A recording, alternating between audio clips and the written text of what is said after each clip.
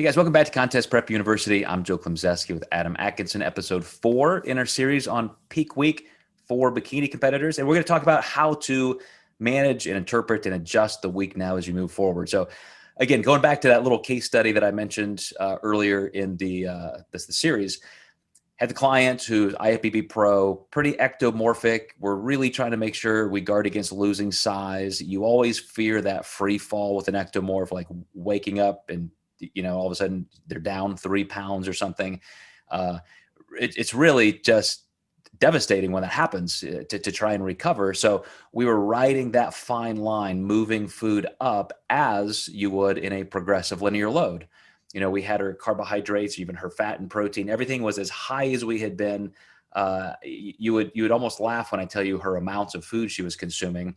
And we were successful at just barely maintaining her weight. So when we got to contest day and even the night before, we were in the position we wanted, which is that we just didn't have to do anything extreme or gimmicky. But that left us in a position, Adam, where we didn't have a lot of room to create some extra pop. And so there were a couple days during the week where I was communicating with her like, man, this is your absolute best. The tightest, fullest you've been. This is perfect. This is exactly what we need for contest day. And I think on contest day, we were just 1 or 2% beneath that. Everything was still phenomenal, best she's ever looked.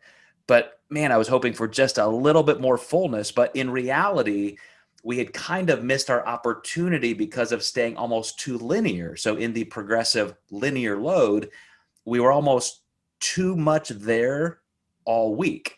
And so you mentioned something early in the series that I agree with, that sometimes you want to have a little bit room to still kind of ramp up at the end, not a rapid or extreme backload, but at least something to create momentum into the muscle tissue. And that was an interesting case study when you can say, man, we got to 97, 98%, so close to 100%. Yeah, it is nice, to not be so full that you can't go in just with a little bit of a bump into the show. And I've had it happen where Thursday night I get someone just a little too full. I have to pull back that Friday. And I always wish I would have played Thursday a little more conservative. And then, Friday night, be able to give that final bump up, as long as, it ended with the look that we wanted.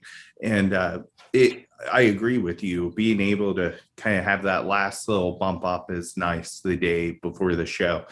Even a bump in sodium can be good. I actually just did this with a client this week. I knew her carb load was fine, but it just seemed like she was getting really soft in the middle. And I said, why don't we raise your sodium about 1 gram every day? And these past 2 days, really, she was pulling a lot more water into the muscle tissue and looked tighter in the midsection. So some of your moves aren't always going to be a food move. It might be bumping up sodium, or maybe even giving someone more hydration. So those are changes you can make throughout peak week. They don't have to stay solid, or standard. I've noticed a lot of coaches won't touch sodium or water once they have it set for the week. And that's actually a mistake or a disservice to your clients, because you can move those and help assimilate those carbs into the muscle tissue a little bit better by moving those around slightly.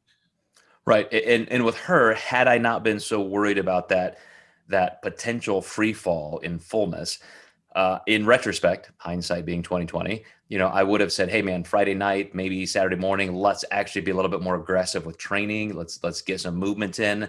Then we can get that bump. Then we can really go for some extra sodium, or, even carbohydrate at that point. I mean, she was so full that it would have been just more sodium and water. But interestingly, on the other side of the spectrum, you've got clients who really just need to stay pretty flat. You're kind of an endomorph going in, and you need to make sure you have that sharpness and you maintain that. So I've done the exact opposite with success as well for people on the other end of that metabolic body type continuum, where, it's, instead of progressive linear, it's linear and low. And then we're almost going for just that small increase at the end. And going back to my own career, that was the best I ever peaked. when I was working with Dave Gooden, same with him. He liked to stay pretty low all week and then have a nice, just a subtle increase at the end. And we both felt that like almost being a little bit depleted helped us really surge in.